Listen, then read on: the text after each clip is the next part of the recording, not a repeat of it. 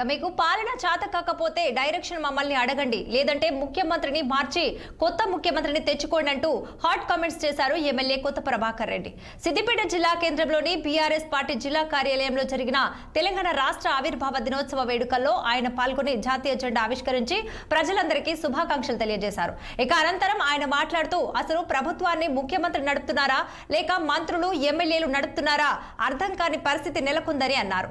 ఇక సీఎం రేవంత్ రెడ్డి ఎన్నికల్లో ఇచ్చిన హామీలన్నీ అట్టర్ ఫ్లాప్ అవుతున్నాయని, యువతకు దగ్గర అవుదామని సీఎం రేవంత్ రెడ్డి రాజీవ్ యువ వికాస్ అనే పేరుతో డ్రామా మొదలు పెట్టారని విమర్శించారు.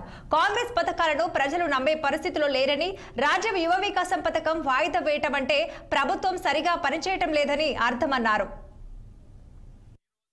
మరి ఎన్నో ఆశలతోటి మరి తెలంగాణ ప్రజలు 10 సంవత్సరాలు మరి బీఆర్ఎస్ పాలనలో మరి అనుకున్న దానికంటే ఎక్కువ సాధించడం, మరి 3వ దఫాలో కూడా మరి ఇంకా ఏమో చేస్తాడు అని చెప్పి ఇప్పుడున్న ప్రభుత్వంకి మరి ఈ కాంగ్రెస్ను మరి గెలిపించి ముఖ్యమంత్రిని చేసిన తర్వాత మరి వారికి అర్థమైపోయింది తెలంగాణ సాధించుకున్నది దేనికోసం, మరి ఈరోజు జరుగుతున్నది దేనికోసం. రాష్ట్రంలో ఈరోజు ఎక్కడ చూసినా మరి పూర్తిగా శూన్యమైపోయినది. మరి పూర్తిగా అరాచకాలు, మరి లంచగొండితనాలు, అభివృద్ధి పూర్తిగా నిర్వీర్యం అయిపోయి మరి గ్రామాలు పట్టణాలు పూర్తిగా మళ్ళీ రావాలి, మళ్ళీ మాసారే రావాలి, మళ్ళీ కేసీఆరే రావాలి అనే మరి వినాదంతో మళ్ళీ ముందుకొస్తున్నారు.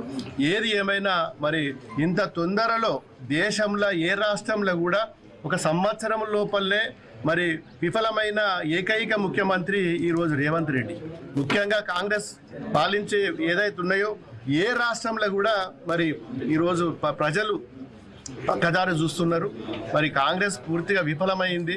మరి ఇప్పటికైనా గ్రహించి మరి గ్రామాలలో కూడా మరి పారిశుద్ధ్యమే కావచ్చు, మరి ల్యాండ్ ఆర్డరే కావచ్చు, ఆరోగ్యమే కావచ్చు, మరి రైతులకు సంబంధించిన అన్ని విషయాలలో కూడా మరి ఎన్నో వాగ్దానాలు చేసి, ఎలక్షన్ అప్పుడు ఎన్నో వాగ్దానాలు చేసి మరి ఏదో చేస్తాడు అని చెప్పి ప్రజలు ఈరోజు పట్టం కట్టినరు.